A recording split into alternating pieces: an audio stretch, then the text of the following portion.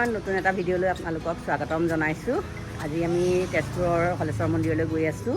ভাবিছোঁ ভিডিঅ'টো আৰম্ভ কৰি লওঁ, আপোনালোকক অকণমান হলেশ্বৰ বাবাক দৰ্শন কৰাওঁ। ব'লক এতিয়া গৈ থাকোঁ। আমাৰ গাড়ী উলিয়াইছে, মঞ্জু ওলাইছে, এতিয়া গৈ থাকোঁ ব'লক। ইহঁত ওলাই অহাই নাই, দেৰিয়ে হৈছে।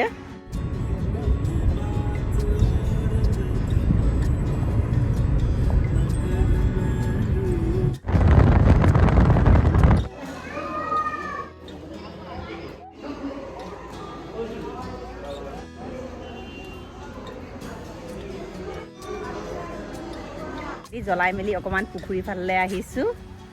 ভাল লাগিছে, বতাহো মাৰি আছে। আজি তাতে বিৰাট চোকা ৰ'দ দিছে। এতিয়া প্ৰসাদ বিতৰণ কৰিছে। প্ৰসাদ দিয়াৰ লগে লগে ভোগো দি যায়। আমি ভোগ দিছিলোঁ কাৰণে পেপাৰ প্লেট লৈ গৈছিলোঁ। এতিয়া ভোগকণ খাই ইমান ভাল লাগিছে নহয়। আজি ঢেৰ মানুহ মন্দিৰ নধৰা হৈ আছে আৰু আহি টাউনত সোমালোঁ ইউনিফৰ্ম চেণ্টাৰত। মন্দিৰৰ পৰা আহি লৈ আকৌ টাউনত সোমাইছোঁ। শিৱাংশৰ ইউনিফৰ্ম জোতা ল'বৰ কাৰণে তাক নতুন স্কুলত দিয়া হৈছে। এই শিৱাংশ এখন ইউনিফৰ্মৰ দোকান। তাকে এতিয়া ইউনিফৰ্মৰ টি চাৰ্ট, টাই আৰু জোতা এই তিনিটা ল'বলৈ বাকী আছিলে, তাকে লৈ ল'লোঁ। এতিয়া আমি আহি পৰুৱা পালোঁহি। ইয়াত আহি অলপমান বজাৰ কৰিলোঁ, চিকেন লৈ ল'লোঁ। সঞ্জুৱে বোলে আজি বিৰিয়ানী খায়, তাকে বিৰিয়ানীখন বনাই দিব লাগিব। গৈ থাকোঁ এতিয়া। মন্দিৰৰ পৰা আহি পাওঁতে সন্ধিয়াই লাগিল, কাৰণ মন্দিৰৰ পৰা চিধা আহি সুস্মিতাৰ বোৱাৰীয়েকৰ ঘৰত সোমালোঁ। তাত ল'ৰা এটা হ'ল বোৱাৰীয়েকৰ, তাকে খবৰ কৰিবলৈ মই ইহঁতে গৈছে বাৰু, মই খবৰ কৰিবলৈ যোৱাই নাছিলোঁ।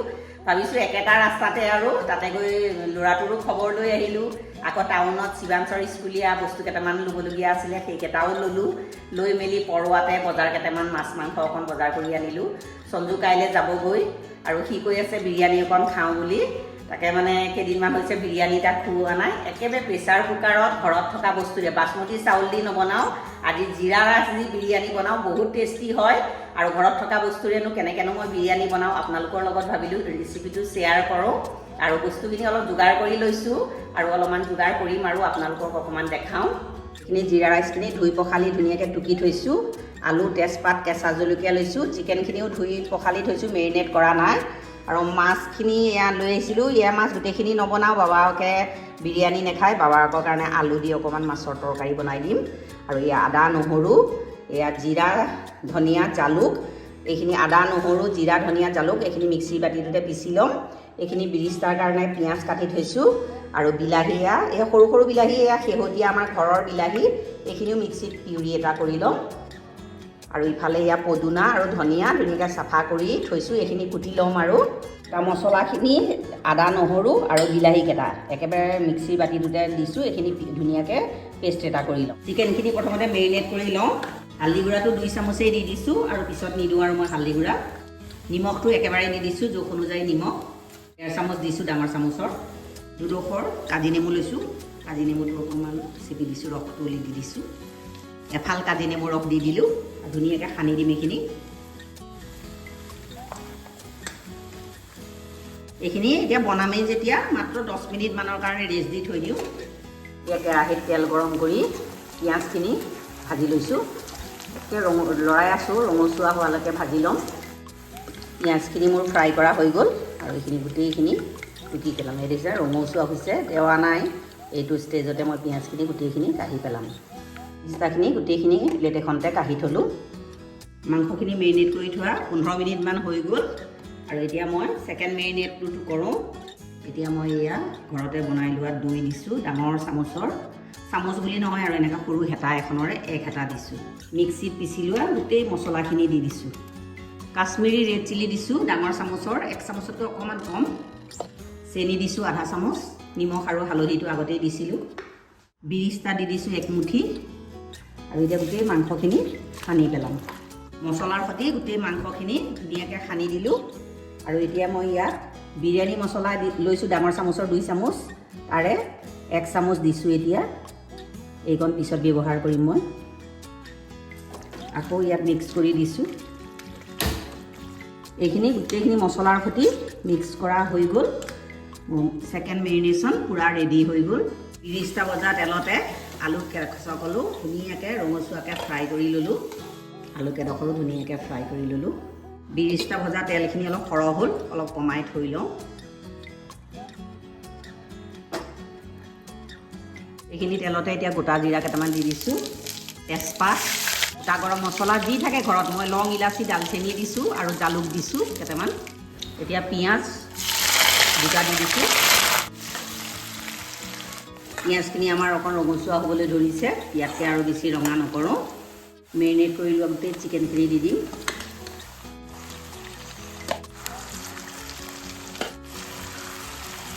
চিকেন মই 1 কেজি লৈছোঁ। এতিয়া চিকেনখিনি 80% কুক নোহোৱালৈকে মই ঢাকনাখন মাৰি এইখিনি ভাজি থাকিম। ঢাকনাখন লগাই দিছোঁ। চিকেনখিনি কালাৰটো দেখিছেনে কি ধুনীয়া হৈছে, তেল পূৰা এৰি দিছে। এইখিনি ভাজি থকা মোৰ 15-20 মিনিট মানেই হৈ গ'ল।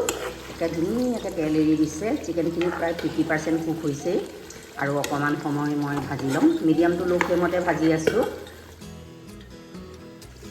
চিকেনখিনি মোৰ পূৰা ফ্ৰাই হৈ গ'ল, তেল এৰিও দিছে। এতিয়া দেখিছেনে গ্ৰেভিটো কি ধুনীয়া হৈছে।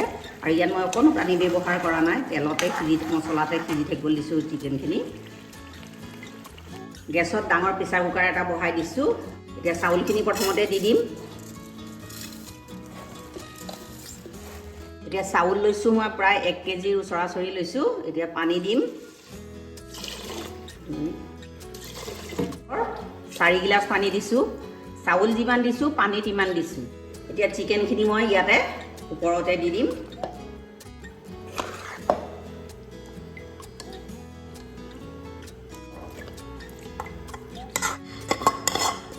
ইয়াত মই বিৰিষ্টাখিনি অকণমান ভাঙি পেলাই গোটেই বিৰিষ্টাখিনি ইয়াৰ ওপৰত দি দিছোঁ।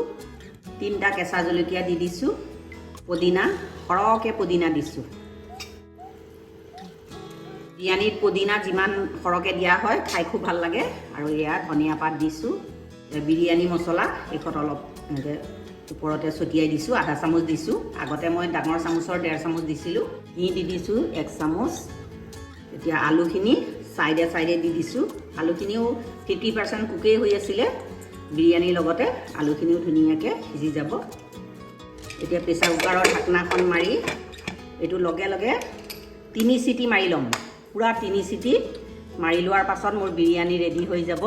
আমাৰ এওঁ বিৰিয়ানী নাখায়, সেইকাৰণে তেওঁৰ কাৰণে মাছ বনাইছোঁ। সেইকাৰণে 1 পিচেই দিছোঁ। মাছৰ আলু দি বনাইছোঁ মছলা দি। মাছৰ তৰকাৰীখন ৰেডি।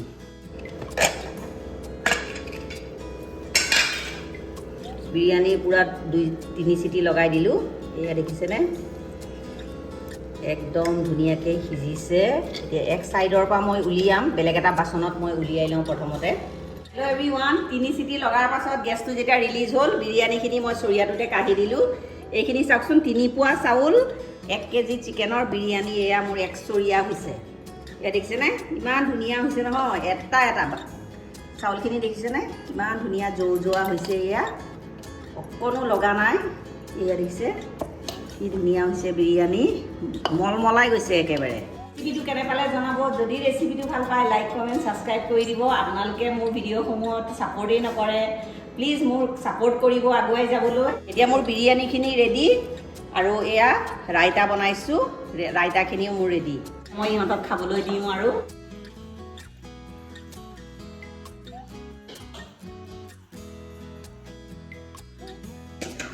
শিৱাংশে বিৰিয়ানী খাই চাইছে। বিৰিয়ানী কেনেকুৱা হৈছে শিৱাংশ? ভাল হৈছে। ৰাইতাটো কেনেকুৱা হৈছে? ৰাইতা একদম চাফা। সঞ্জু বিৰিয়ানী কিমান নম্বৰ? স্পীচলেছ বোলে। আমাৰ ইজনে বিৰিয়ানী নাখাই পূৰা মাছ ভাত খাই আছে। হেল্ল' এভৰিৱান, এতিয়া চবকে দি মেলি লাষ্টত মই আৰু সুস্মিতা বহিছোঁ। বিৰিয়ানী বহুত টেষ্টি হৈছে। আপোনালোকৰ ৰেচিপিটো কেনে পালে জনাব আৰু এতিয়া খাই লওঁ। আজিৰ ভিডিঅ'টো ইয়াতে সামৰোঁ। আজি যদি এই ভিডিঅ'টো ভাল পায় লাইক কমেণ্ট ছাবস্ক্ৰাইব কৰি দিব। আকৌ এটা নতুন ভিডিঅ' লৈ আপোনালোকৰ ওচৰলৈ আহিম। আজিলৈ আহোঁ, ধন্যবাদ।